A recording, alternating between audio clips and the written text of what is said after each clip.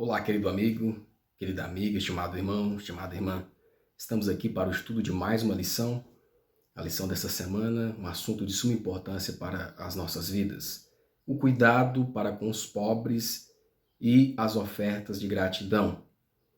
Nós, como povo de Deus, como filhos de Deus, demonstramos a nossa gratidão ao Senhor, quando a Ele devolvemos a nossa vida em primeiro lugar.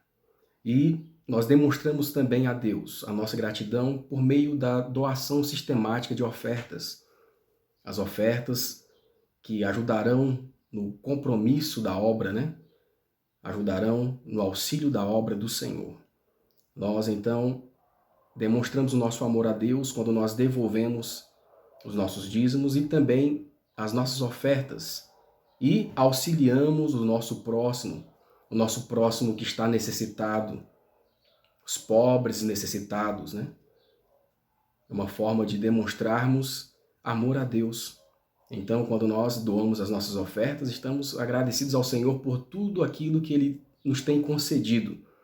E quando também auxiliamos o nosso irmão, demonstramos gratidão a Deus, aquelas pessoas que necessitam do pão material, do pão físico e também do pão espiritual. Quando nós estamos ali, prontos a ajudar aqueles que mais necessitam. E assim fazendo, nós estamos cumprindo a vontade do Senhor. Quando nós praticamos a vontade do Senhor. E Deus, ele expressa a sua vontade, Deus, ele expressa o seu cuidado com as pessoas de várias formas. No ministério de Jesus, nós podemos notar que Jesus demonstrou cuidado para com os pobres e necessitados. Da mesma forma, hoje, Cristo, ele requer de cada um de nós, requer da sua igreja, esse cuidado para com pobres e necessitados, Aqueles irmãos que estão passando por dificuldades, principalmente os domésticos da fé. Então, cada um de nós temos esse dever de cuidar dos pobres, dos necessitados e sermos gratos a Deus pelas bênçãos que Ele tem derramado sobre a nossa vida, ofertando a sua causa, Ofertando ofertas voluntárias, sistemáticas e tendo ofertas de gratidão a dar para a causa do Senhor, O salmista Davi, ele tinha esse cuidado, ele tinha essa preocupação. No Salmo 116, verso 12, ele disse: "Que darei eu ao Senhor por todos os benefícios que me tem feito?" E Davi, ele foi um grande homem e ele doava sistematicamente para a causa do Senhor. Nós vemos na construção do templo como ele deixou tudo preparado para Salomão, Doou do seu próprio patrimônio várias ofertas para a causa do Senhor, em benefício da causa do Senhor, em benefício dos pobres, das pessoas que mais necessitavam. E nós hoje o que daremos ao Senhor? Podemos ajudar a obra do Senhor, o ministério, mas também podemos ajudar as pessoas mais necessitadas. Nossa abnegada benevolência, nossas ofertas voluntárias devem comprovar que a verdade tem atuado em nosso coração. Então, quando nós doamos as nossas ofertas voluntárias, ofertas de gratidão, oferta em favor do pobre, do necessitado, nós estamos mostrando que estamos andando de acordo com a vontade de Deus. Nós temos mostrado, então, que o Espírito de Deus tem atuado em nossos corações, que a benevolência em nosso coração está em primeiro lugar, que Deus está em primeiro lugar. Demonstramos assim generosidade e Deus quer transformar a nossa vida, testando o nosso egoísmo, para ver o nível de egoísmo que nós estamos vivendo. Com que nível de egoísmo estamos vivendo? Se estamos abençoando as pessoas com as bênçãos que Deus nos concedeu, ou se estamos retendo as bênçãos de Deus de forma egoísta, querendo tudo para nós. Então temos aqui que precisamos praticar essa obra assim como Jesus praticou os seus discípulos, os patriarcas no passado, Cuidar das pessoas mais necessitadas e também auxiliar a Igreja do Senhor por meio das ofertas de gratidão. O primeiro tópico vem nos falando o Criador e dono de tudo. A letra A. Do que somos lembrados quando consideramos a quem o mundo pertence, Salmo 95, de 3 a 5, Provérbios 3, verso 9, 1 Coríntios 6, 19 a 20. Então nós podemos ler todos esses textos aí na nossa casa e nós podemos lembrar que Deus é o Criador de todas as coisas, Criador de tudo. Criou o homem, criou a mulher, os animais, céus e terra, mares, todas as coisas desse mundo. Ele é o Deus da prata, é o dono do ouro. Tudo foi feito por Ele, para Ele, e sem Ele nada se fez. Então nós lembramos aqui que Deus é o dono de tudo, de todas as coisas. Nós também fomos feitos por sua mão, somos feitura sua. E nós não pertencemos a nós mesmos, a nossa vida não pertence a nós, né? Os dons que Deus nos deu, dons, talentos, bens materiais, bens espirituais, tudo vem da mão de Deus. Quando nós paramos para, então, considerar, nós lembramos que tudo pertence a Deus. Ele nos escolheu como mordomos da sua graça, somos apenas administradores da sua obra, da sua graça, né? E devemos honrar o Senhor, então, com todas as bênçãos, com tudo que Ele nos concede a cada um. Para uns concede mais, para outros concede menos, mas tudo conforme a nossa capacidade, pela sua bondade, pela sua misericórdia. Deus concede a cada um de nós bens, sejam materiais ou imateriais. E todos esses bens devem ser usados para a sua honra, para a sua glória, para a sua causa, para o avançamento da obra do Senhor. Lá em Provérbios 3, verso 9, honra ao Senhor com a tua fazenda e com as primícias da tua renda. Então devemos honrar ao Senhor com os nossos dízimos, com as nossas primícias. Devemos honrar ao Senhor também com as nossas ofertas de gratidão. Honramos também ao Senhor quando auxiliamos as pessoas necessitadas, principalmente os domésticos da fé. Também honramos ao Senhor. Então deve estar sempre em nossa mente esse princípio. Tudo pertence a Deus. Somos apenas canais de bênçãos, né? As bênçãos que Deus nos abençoou, com que Deus nos abençoou, também devemos abençoar a outros. O dinheiro que recebemos não é nosso, a casa em que moramos não é nossa, o carro que temos não é nosso, tudo pertence a Deus. Quando nós entendemos isso, nós colocamos as coisas no seu devido lugar e a Deus em primeiro lugar, porque sabemos de onde vêm todas essas bênçãos, né? Somos apenas condutores, canais de bênçãos nas mãos de Deus quando nós nos deixamos ser usados para a sua honra e para a sua glória. Deus pôs a própria mão sobre tudo, tanto sobre o ser humano quanto sobre o que ele possui, pois tudo pertence ao Senhor. Ele diz: sou o dono do mundo, o universo é meu, e exijo que me consagrem as primícias de tudo o que depositei nas mãos de vocês através da minha bênção. E também nós lemos em 1 Coríntios 6, verso 19, e que não sois de vós mesmos, porque fostes comprado por bom preço, glorificai, pois, a Deus no vosso corpo e no vosso espírito, os quais pertencem a Deus. Então, em tudo nós devemos honrar a Deus no nosso corpo, nas coisas que nós recebemos para administrar a Deus, com os nossos dízimos, ofertas, primícias, com o auxílio às pessoas necessitadas. Em tudo devemos honrar a Deus, né? Devolver a Deus aquilo com que Ele nos abençoou.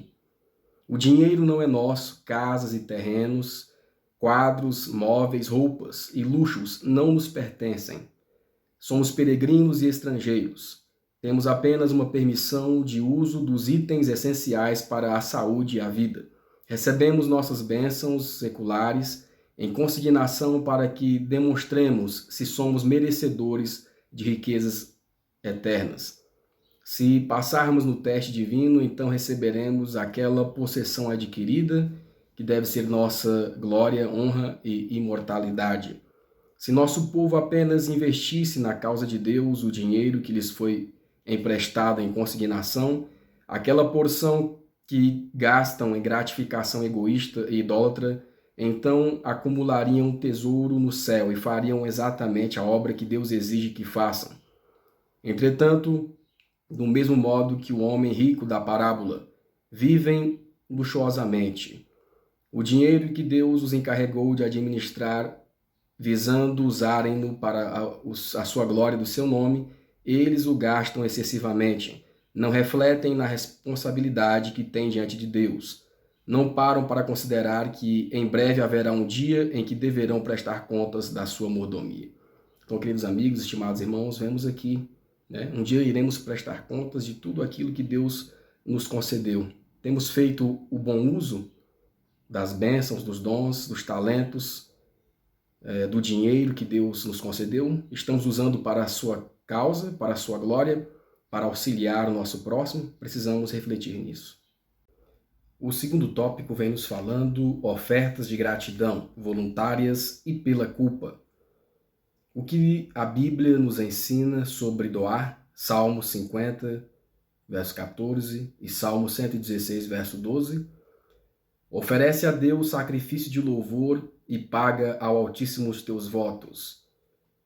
O que darei eu ao Senhor por todos os benefícios que me tem feito?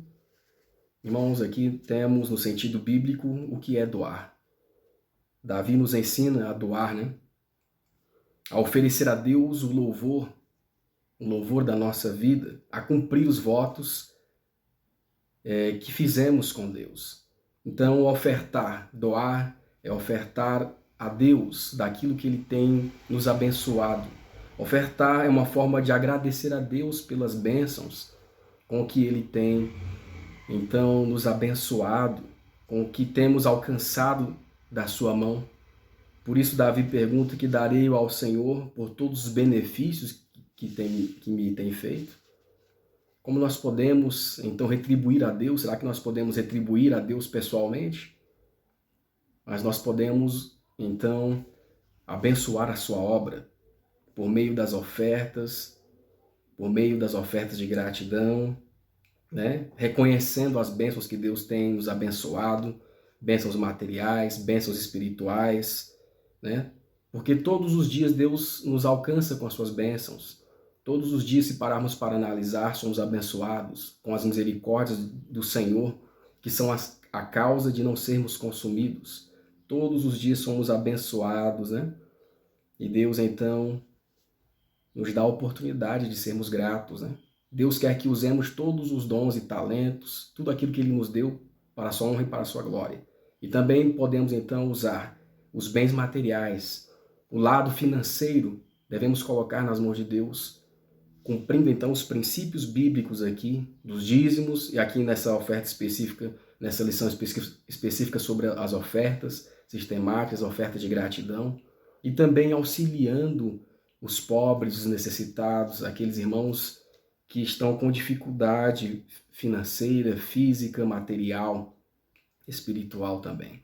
Então nós podemos, né, ser gratos a Deus, e uma forma de expressar a gratidão é ofertar para a causa do Senhor, para a manutenção da obra de Deus, é ofertar na vida daquele que precisa, que está passando por dificuldade. E sendo grato a Deus, auxiliamos também na sua obra por meio de ofertas, das ofertas alçadas, das ofertas de gratidão, né? Ofertar para a obra do Senhor é reconhecer então publicamente que Deus é o mantenedor da nossa vida, que Deus é misericordioso, tem sido misericordioso para com cada um de nós, né? Que Deus tem abençoado grandemente, tem agido com misericórdia por cada um de nós. E nós temos aqui o exemplo de Davi, que praticava esses princípios, e também temos aqui na nota o exemplo de Jacó, que fez um compromisso com Deus nesse sentido financeiro também, de reconhecer as misericórdias de Deus na sua vida e reconhecia ajudando a obra do Senhor. Jacó sentiu que Deus tinha reivindicações sobre ele, as quais deveria reconhecer, e que os sinais especiais do favor divino que lhe havia sido concedidos exigiam um retorno da parte dele. Será que nós temos também reconhecido, como Jacó, as reivindicações de Deus sobre a nossa pessoa? Assim, todas as bênçãos que nos são concedidas exigem um reconhecimento da nossa parte ao autor de todas as nossas misericórdias. Nosso tempo, talentos, bens devem ser solenemente dedicados àquele que concedeu essas bênçãos em consignação.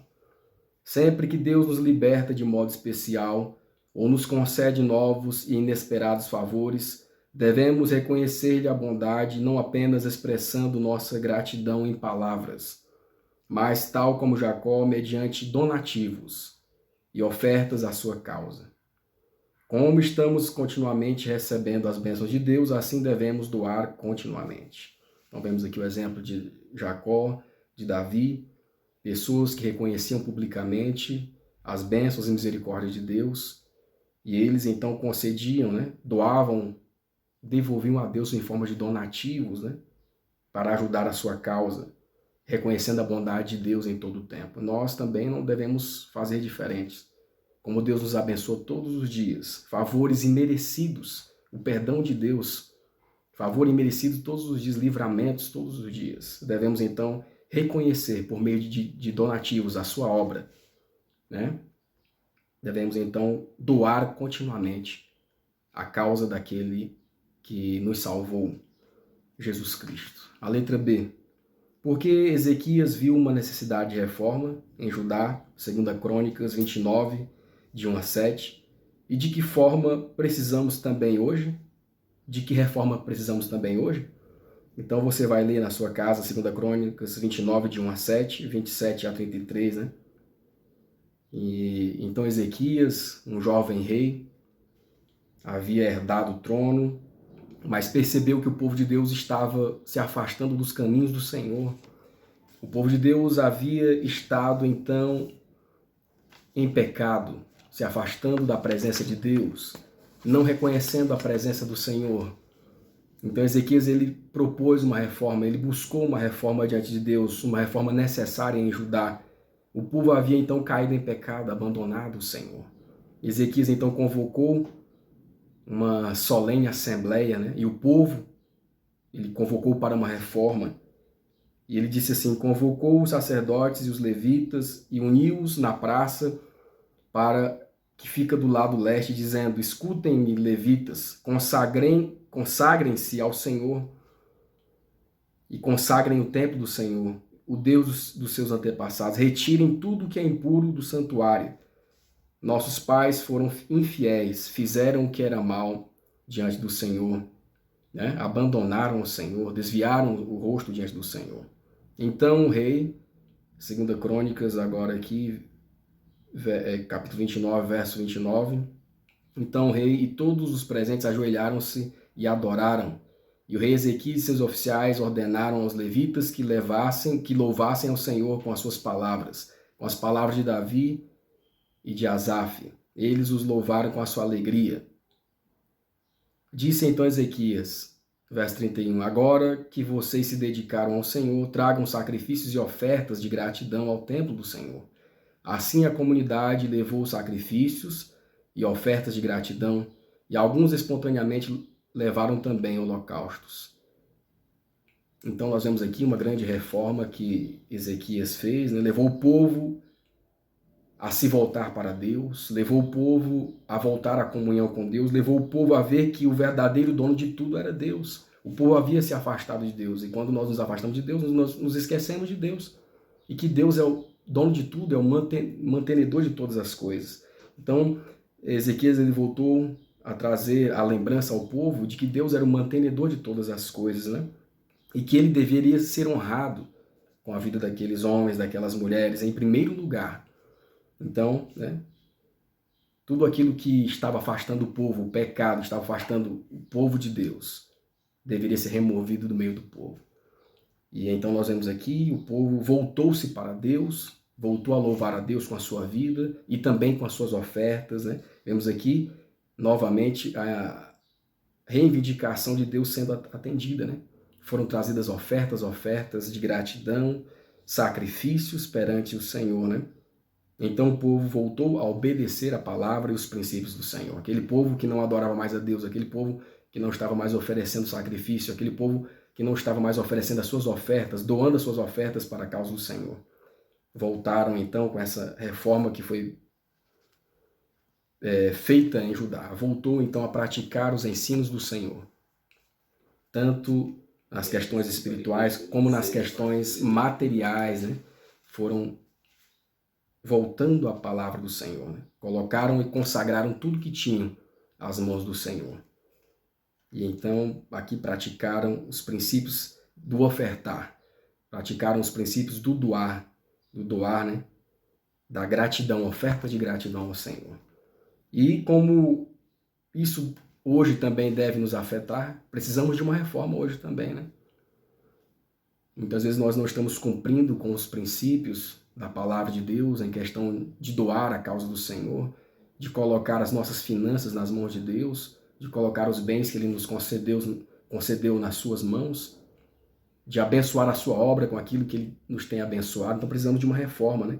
Temos negligenciado muitas vezes a obra do Senhor nesse sentido. Muitas vezes temos roubado ao Senhor não só nos dízimos, mas também nas ofertas, né?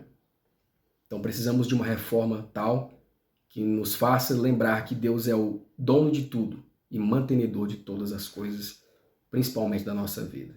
E como gratidão devemos doar ao Senhor as bênçãos, né? Daquilo que Ele nos tem concedido, né? Ajudando o andamento da sua causa, ajudando aqueles que mais necessitam. A grande negligência no dever. Muitos retêm meios que Deus exige com os seus e cometem roubo para com Deus quando fazem isso. Seu coração egoísta não devolve o dízimo de toda a renda que Deus exige, nem sobem as conferências anuais levando ofertas voluntárias de ações de graça e pela culpa. Muitos comparecem perante o Senhor de mãos vazias. Roubará o homem a Deus? Todavia vós me roubais e dizeis que te roubamos nos dízimos e nas ofertas. Levem ofertas pela culpa de ações de graças e voluntárias.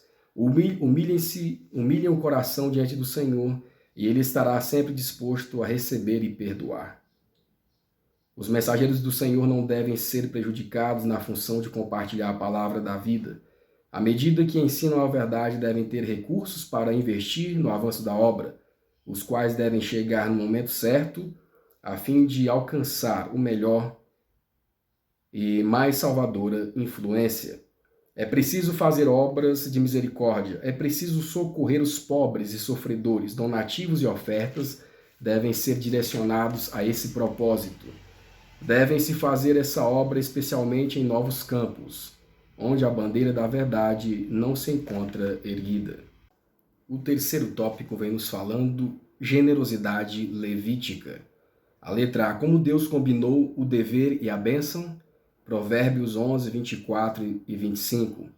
Há alguns que espalham, e ainda se lhes acrescenta mais, e outros que retêm mais do que é justo, mas é para sua perda.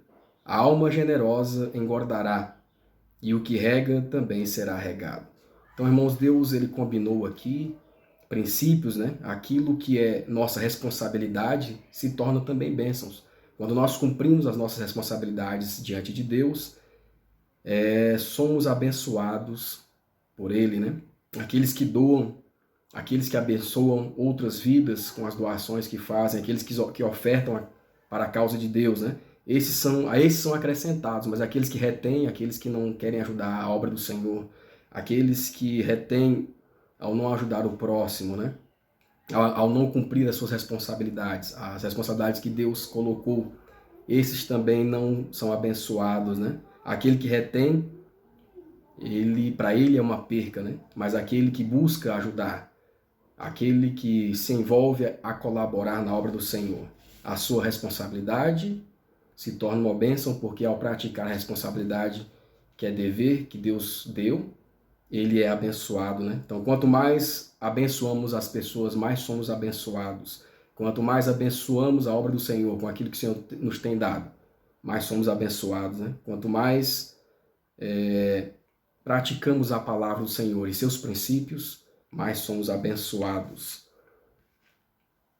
A dispensação levítica se caracterizava de uma forma notável pela santificação dos bens. Estamos separando nossos bens para o Senhor, dedicando nossos bens ao Senhor. Dízimos, ofertas, doações, auxílio aos pobres, aos necessitados, à causa do Senhor.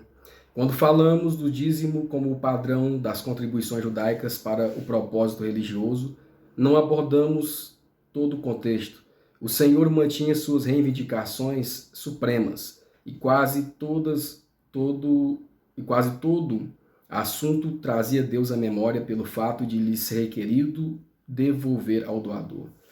Então, todos esses assuntos, né? O dízimo, as ofertas, as doações que nós fazemos, tudo isso mostra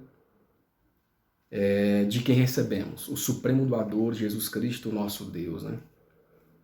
Alguns mais conscienciosos devolviam a Deus cerca de 1/3 de toda a renda em benefício dos interesses religiosos e dos pobres. Temos aqui o exemplo, então, de Israel no passado, como eles faziam, né? Doavam em abundância para a obra do Senhor e também em favor para a manutenção da obra de Deus e também em favor dos pobres e necessitados. Essas exigências não recaíam apenas sobre um grupo específico do povo, mas sobre todos, sendo a solicitação proporcional aos bens do doador. Então, conforme você tem, você doa.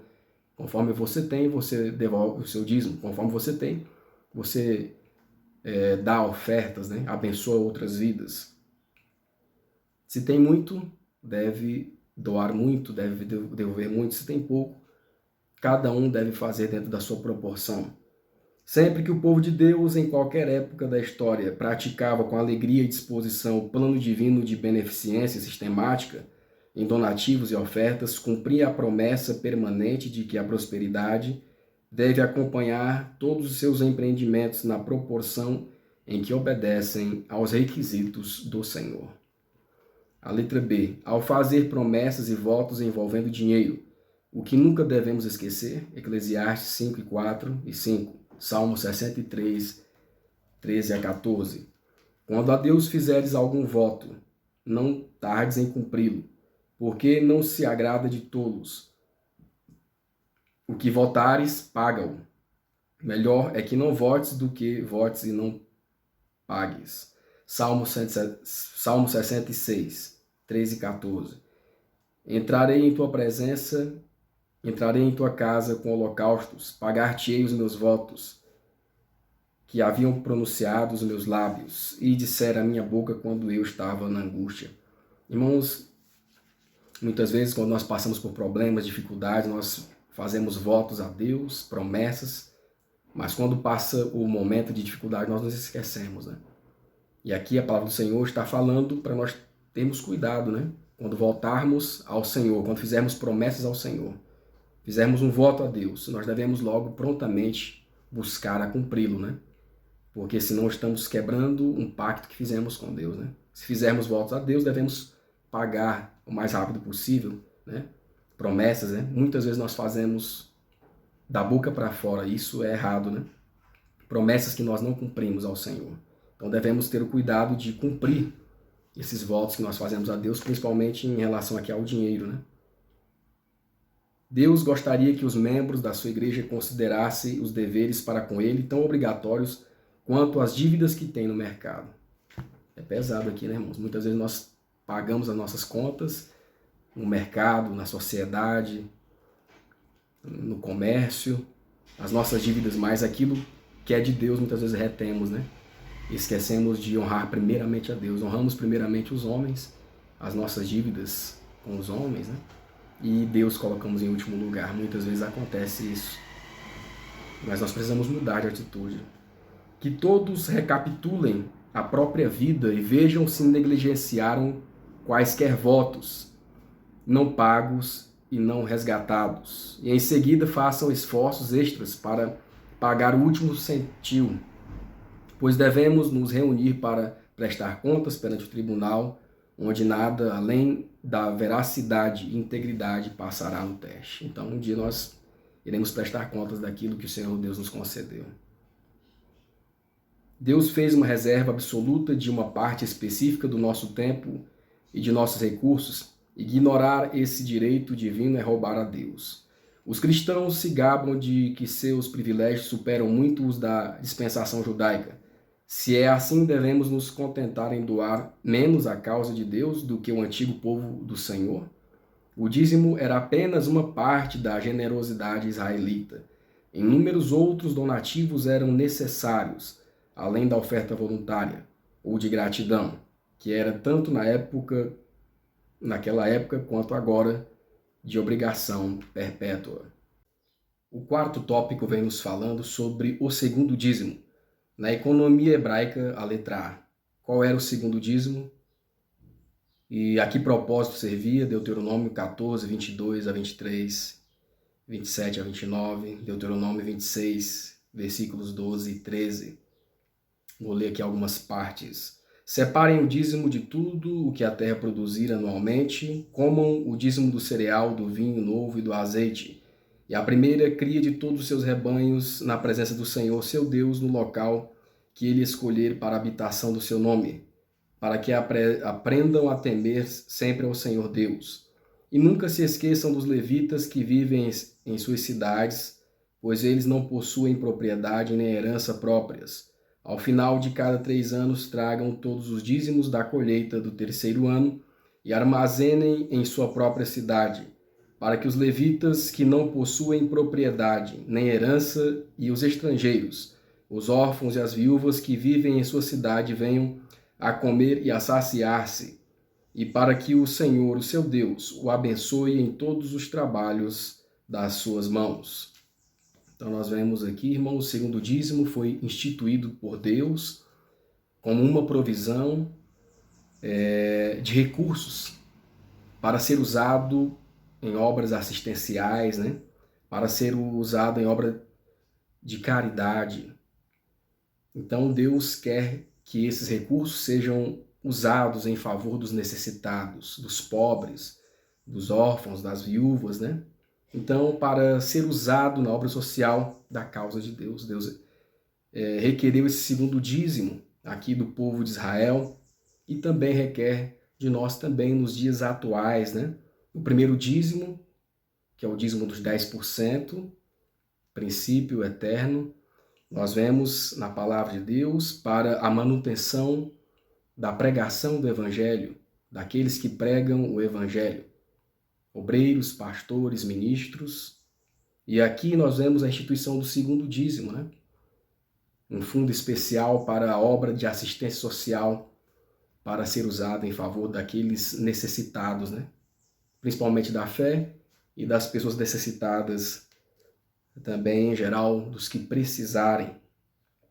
Então era separado esse dízimo especial, esse segundo dízimo, para essa obra de assistência, para um trabalho especial em favor dos campos necessitados. Exigia-se um segundo dízimo de toda a renda, visando promover a reunião do povo para o serviço religioso, bem como para atender os pobres.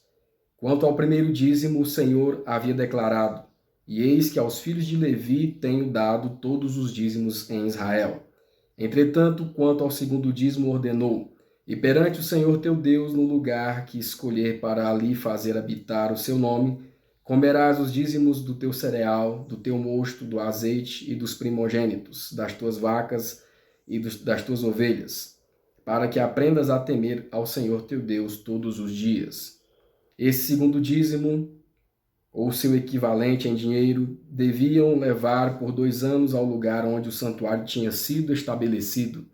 Após apresentar uma oferta de gratidão a Deus e uma porção específica para o sacerdote, os ofertantes deveriam usar a sobra no preparo de uma festa religiosa em que o levita, o estrangeiro, o órfão e a viúva deveriam participar. Assim, tomaram-se providências para as ofertas de gratidão e banquetes nas festas anuais. Isso atraía o povo, levando-o a interagir com os sacerdotes e levitas, para que pudessem receber instrução e encorajamento no serviço de Deus. Contudo, a cada 3 anos, esse segundo dízimo devia ser usado em casa para animar os levitas e os pobres. Esse dízimo criaria um fundo para os recursos. Esse dízimo criaria um fundo para os usos assistenciais e caritativos. Então vemos aqui o cuidado de Deus em favor dos necessitados, né? Para esse segundo dízimo, para auxiliar os levitas, né? Aqueles que não tinham porção dentre o povo, herança, mas também para auxiliar pobres, órfãos, viúvas, pessoas necessitadas. Então Deus, ele criou esse fundo, né? Que é chamado de segundo dízimo, um fundo social, de assistência social, em que hoje também a Igreja de Deus também deve ter esse fundo para ajudar os necessitados nas suas dificuldades, né? Então Deus requer uma reserva para os necessitados, para que o povo de Deus tenha como auxiliá-los, tenha como cuidar deles, por meio dos fundos de assistência, né? Então, devemos também praticar esse princípio do segundo dízimo, né? Como o segundo dízimo abençoava o doador no sentido espiritual, e que modo também pode ser uma bênção hoje, de que modo pode ser uma bênção hoje? Então, aquele que se compadece do pobre, do necessitado, aquele que ajuda a obra de Deus, esse também é lembrado por Deus. Esse doador, no sentido espiritual, ele é abençoado pelo Senhor porque ele cumpriu com a sua responsabilidade. Nós vimos antes que responsabilidade cumprida significa bênção diante de Deus, né? Então, o doador de todas as coisas, o Senhor Deus, colocou em nossas mãos o dever de ajudar aos necessitados. E aqueles que ajudam os necessitados, esses são agraciados por Deus, esses serão abençoados, né? Aquele que é generoso com o pobre, com o necessitado, com a causa daquele mais fraco, com a causa do próximo mais fraco, esse também é abençoado pelo Senhor. Então Deus abençoará aquele que é generoso para com o seu próximo, né? Como, né? Com bênçãos que somos abençoados, nós também abençoamos a outras pessoas. E hoje também deve ser uma bênção nós também praticarmos o segundo dízimo, né?